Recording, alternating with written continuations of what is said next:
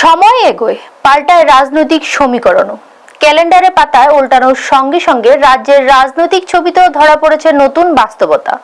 কিন্তু সেই পরিবর্তনের মাঝে বাম শিবিরের রক্তক্ষরণের ধারাটা যেন থামছেই না। এবার সেই ক্ষয়ের ছায়া স্পষ্ট হয়ে উঠেছে সোশ্যাল মিডিয়ার পরিসংখ্যানেও। ভোট কমছে, আসন কমছে, তা নিয়ে চর্চা ছিলই। এবার নজরে এসেছে নতুন একটি প্রবণতা। খোদ সিপিএম এর রাজ্য সম্পাদক তথা বিরোধী দলনেতা জিতেন্দ্র চৌধুরীর ফেসবুক ফলোয়ার সংখ্যা উল্লেখযোগ্য পতন। গত এক মাসে ৩,০০০-এরও বেশি ফলোয়ার কমে গিয়ে তার সংখ্যা ৯৯,০০০ থেকে নেমে দাঁড়িয়েছে প্রায় ৯৬,০০০-এ। গত মার্চ মাসে নিউজ তৎকাল 24-এ প্রকাশিত এক প্রতিবেদনে মানিক সাহা, জিতেন্দ্র চৌধুরী ও রাজীব ভট্টাচার্যের ফেসবুক ফলোয়ার সংখ্যা তুলনা করা হয়েছিল। তখন মুখ্যমন্ত্রী ডক্টর মানিক সাহার ফলোয়ার ছিল প্রায় ৩,৯৯,০০০, জিতেন্দ্র চৌধুরী ছিল ৯৯,০০০ এবং বিজেপির প্রদেশ সভাপতি রাজীব ভট্টাচার্যের ছিল প্রায় ৪৯,০০০। এক মাস পরে চিত্রটা কিছুটা বদলেছে।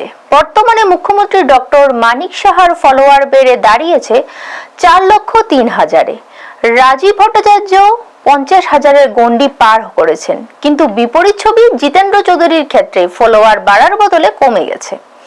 ১,০০,০০০ পৌঁছানো তো দূরের কথা, বরং ৩,০০০ অনুগামী কমে যাওয়ায় তা এখন রাজনৈতিক আলোচনার বিষয় হয়ে উঠেছে। রাজনৈতিক বিশ্লেষকদের মতে এই পরিসংখ্যান শুধু সোশ্যাল মিডিয়ার সংখ্যা নয়, এর পেছনে থাকতে পারে গভীর রাজনৈতিক বার্তা। বিশেষ করে গত কয়েকটি নির্বাচনে বামেদের ধারাবাহিক ভরাডুবি এই পরিস্থিতিকে আরো স্পষ্ট করেছে। ২০২৩ সালে বিধানসভা নির্বাচনে সিপিএম ২৫% ভোট পায়নি। ২০২৪-এ লোকসভা নির্বাচনে তা আরো কমে দাঁড়ায় ১১.৪০%। এমনকি সদ্য এডিসি নির্বাচনেও বামেদের কোনো সাফল্য আসেনি। ভোটের হার নেমে এসেছে প্রায় ৯%।